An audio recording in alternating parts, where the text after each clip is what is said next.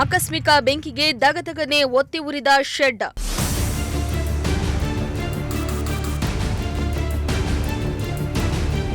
ಬೆಂಕಿಯ ಕೆನ್ನಾಲಿಗೆಗೆ 5 ಹಸುಗಳು ಹಾಗೂ 1 ಕರು ಸಜೀವ ದಹನ.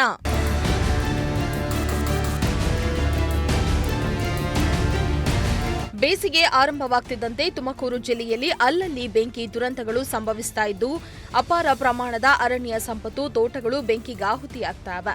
ಜೊತೆಗೆ ಜನ ಜಾನುವಾರುಗಳು ತತ್ತರಿಸಿ ಹೋಗಿವೆ. ಕೊರಟಗೆರೆಯಲ್ಲಿ ಜನವರಿಯಿಂದ ಈವರೆಗೂ ಸುಮಾರು 3 ರಿಂದ 4 ಬೆಂಕಿ ದುರಂತ ಸಂಭವಿಸಿದೆ.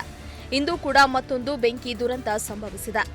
ಕೊರಟಗೆರೆ ತಾಲೂಕು ಚನ್ನರಾಯನದುರ್ಗ ಹೋಬಳಿ ತೋವಿನಕೆರೆ ಗ್ರಾಮದಲ್ಲಿ ತಡರಾತ್ರಿ ತೋಟದ ಮನೆಯಲ್ಲಿದ್ದ ಹಸು ಶೆಡ್ಗೆ ಆಕಸ್ಮಿಕ ಬೆಂಕಿ ತಗುಲಿದ್ದು, ಬೆಂಕಿಯ ತೀವ್ರತೆಗೆ ಶೆಡ್ನಲ್ಲಿ ಕಟ್ಟಿಹಾಕಲಾಗಿದ್ದ 5 ಹಸುಗಳು ಹಾಗೂ 1 ಕರು ಸಜೀವ ದಹನವಾಗಿದ್ದು, ಎಲೆಕ್ಟ್ರಾನಿಕ್ ವಸ್ತುಗಳು ಸುಟ್ಟು ಕರಕಲಾಗಿವೆ.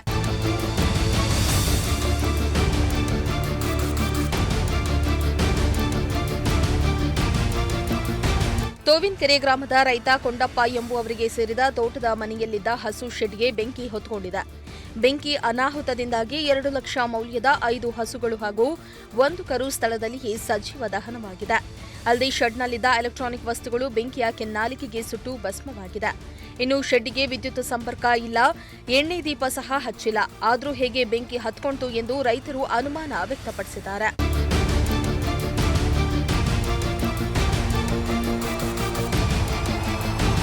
ಇನ್ನು ಬೆಂಕಿ ಅನಾಹುತದಿಂದಾಗಿ ಜೀವನ ಆಧಾರಕ್ಕೆಂದು ಇದ್ದ ಹಸುಗಳನ್ನು ಕಳೆದುಕೊಂಡ ರೈತ ಕೊಂಡಪ್ಪ ಕುಟುಂಬ ಕಣ್ಣೀರು ಹಾಕ್ತಿದ್ದಾರೆ. ಸ್ಥಳಕ್ಕೆ ಪಶು ಇಲಾಖೆ ಸಹಾಯಕ ನಿರ್ದೇಶಕ, ಕಂದಾಯ ಇಲಾಖೆ ಅಧಿಕಾರಿ ಪ್ರತಾಪ್ ಹಾಗೂ ಪೊಲೀಸರು ಭೇಟಿಯನ್ನ ನೀಡಿ ಪರಿಶೀಲನೆ ನಡೆಸಿದರು.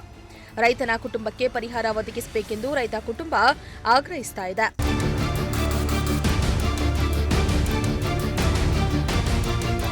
ಎನ್ ಮೂರ್ತಿ, ಪ್ರಜಾಶಕ್ತಿ ಟಿವಿ, ಕೊರಟಗೆರೆ.